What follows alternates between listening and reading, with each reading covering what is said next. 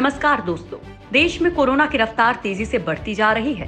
पिछले 24 घंटे में कोरोना के 45,000 से ज्यादा मामले सामने आए हैं।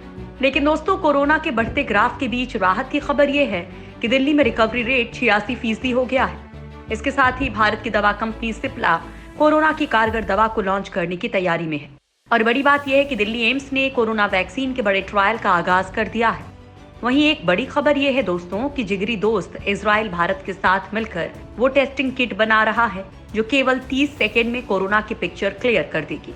साथ ही दोनों देश और भी कई कारनामे करने वाले हैं, लिहाजा आपको कोरोना से जुड़े वो रिसर्च बताने वाले हैं जो बेहद जरूरी हैं। तो दोस्तों, बिना वक्त गंवाए चलिए जानते हैं। नंबर 1, एम्स में भारत की वैक्सीन का ट्रायल। कोरोना वायरस के खात्मे के लिए वैक्सीन बनाने का काम जोर शोर से चल रहा है। देसी कोरोना वैक्सीन कोवैक्सीन भी ट्रायल स्टेज पर है। आज से देश में बनी कोविड वैक्सीन का ट्रायल एम्स में भी शुरू हो गया है। आईसीएमआर और भारत बायोटेक ने मिलकर कोवैक्सीन को बनाया है। कुल 12 सेंटर्स में इसका ट्रायल चल रहा है। देसी कोरोना वैक्सीन कोवैक्सीन ट्रायल में पहले दिन 5 वॉलंटियर्स का वैक्सीनेशन किया गया है। कुल 10 मरीजों पर वैक्सीनेशन के बाद इनकी सेफ्टी का रिव्यू होगा। इसके बाद ट्रायल को आगे बढ़ाया जाएगा।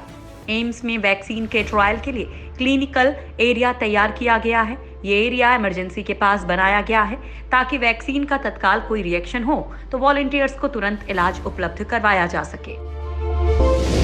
नंबर 2, भारत इजराइल के वैज्ञानिक करेंगे कमाल। दोस्तों, मुश्किल समय में भारत की मदद करने वाला देश इजराइल कोरोना काल में भी भारत की मदद कर रहा है। दोस्तों, इजराइल के वैज्ञानिकों की एक टीम भारत आ रही है जो भारतीय वैज्ञानिकों के साथ मिलकर एक क्विक जांच किट तैयार करेगी। ये किट महज 30 सेकंड में परिणाम दे सकती है। इजराइल से आ रहे ये वैज्ञानिक अपने साथ 4 तकनीकें भी साथ ला रहे हैं। इनमें से 2 कोविड-19 जांच के लिए है। एक तकनीक किसी व्यक्ति की आवाज सुनकर बता सकती है कि वो कोरोना संक्रमित है या नहीं।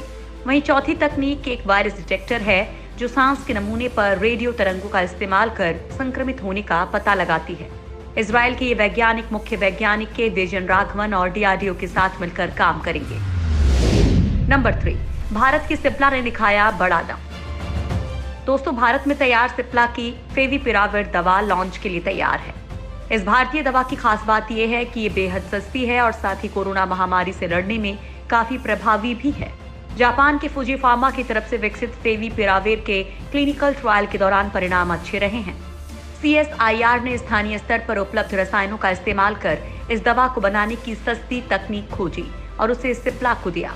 सिप्ला ने इसका निर्माण शुरू कर दिया है और भारत के DCGI से दवा को भारतीय बाजार में उतारने की अनुमति मांगी है। CSIR और IICR के निदेशक की माने तो इस दवा को बनाने की तकनीक बहुत सस्ती और प्रभावी है। इसकी मदद से सिप्ला कम समय में ज्यादा दवाओं का उत्पादन कर सकेगी। नंबर 4, मुंबई में BMC का जंबो टेस्टिंग अभियान।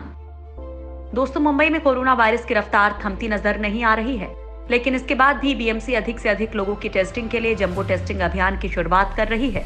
इसके तहत पुलिस, हेल्थ केयर वर्कर्स सहित कोरोना से बचाव के लिए काम करने वाले तमाम फ्रंट लाइन वॉरियर्स का टेस्ट किया जाएगा।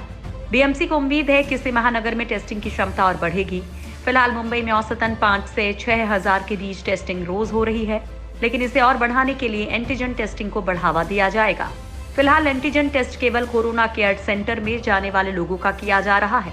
इसे अब BMC के सभी 24 वार्ड्स में भी शुरू किया जाएगा और सभी कोरोना वॉरियर्स की टेस्टिंग की जाएगी। नंबर 5, मुंबई में स्मार्ट हेलमेट से संक्रमितों की पहचान। दोस्तों, मुंबई में कोरोना के लगातार बढ़ रहे मामलों को देखते हुए अब स्मार्ट हेलमेट का इस्तेमाल कर बड़े पैमाने पर स्क्रीनिंग की जा रही है।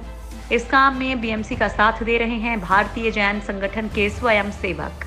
इस स्मार्ट हेलमेट के इस्तेमाल से 2 घंटे में 5000 से ज्यादा लोगों की स्क्रीनिंग की जा रही है।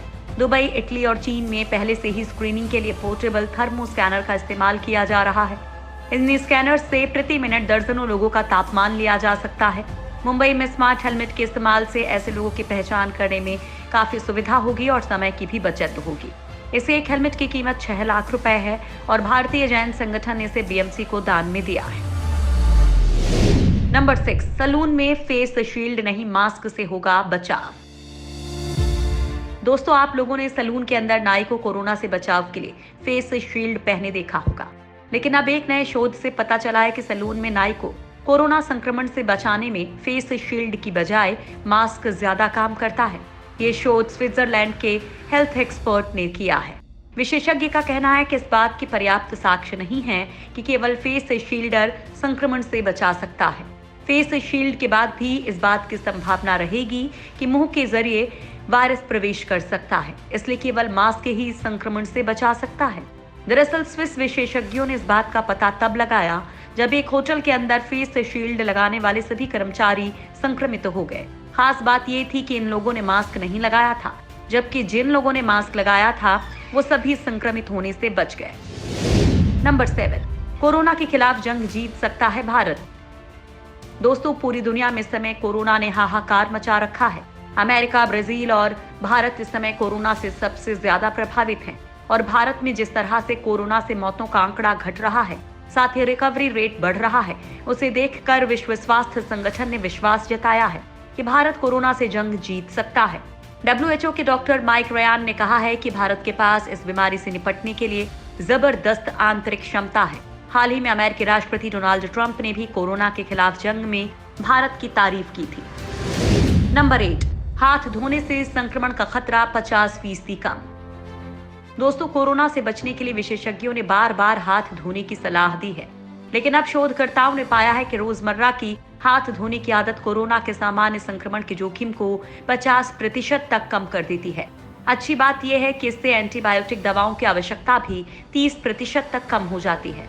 यूके में कार्डिफ यूनिवर्सिटी के अध्ययन के शोधकर्ताओं के अनुसार कोरोना महामारी के बीच इस अध्ययन में पेश किए गए सबूत के मुताबिक संक्रमण को फैलने से रोकने के लिए कम्युनिटी हाइजीन की भूमिका जरूरी है। नंबर 9, दिल्ली में कोरोना रिकवरी रेट 86%। दोस्तों, दिल्ली में कोरोना वायरस संक्रमण के नए मामलों में पहले के मुकाबले काफी कमी आई है। हालांकि अलग अलग जिलों में कंटेनमेंट जोन की संख्या 700 के पार हो गई है, लेकिन इसके बाद भी दिल्ली का रिकवरी रेट बढ़कर 86% हो गया है, जो एक राहत भरी खबर है। गुरुवार को दिल्ली में कोरोना के 1041 नए मामले मिले। वहीं पिछले 24 घंटे के दौरान 1415 मरीज ठीक भी हुए हैं। इससे दिल्ली में अब तक कुल 86% मरीज ठीक हो चुके हैं। दिल्ली के स्वास्थ्य विभाग की रिपोर्ट के मुताबिक दिल्ली में अब तक 1,27,000 मामले आ चुके हैं। इसमें से 1,09,065 लोग ठीक हो चुके हैं। नंबर 10, दिल्ली, मुंबई, अहमदाबाद में घटे कोरोना केस।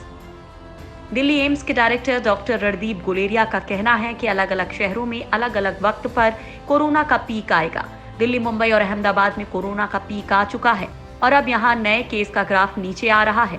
हालांकि उन्होंने ये भी कहा कि इसके बावजूद हमें अभी सावधान रहने की जरूरत है। डॉक्टर गुलेरिया के मुताबिक कोरोना का पीक देश भर में एक साथ नहीं आएगा, बल्कि उन्होंने कहा कि अलग अलग शहरों में अलग अलग वक्त पर आएगा। कई दूसरे राज्यों जैसे कि बिहार और असम में अब केस तेजी से बढ़ रहे हैं। यहाँ हमें आक्रामक रणनीति अपनानी पड़ेगी।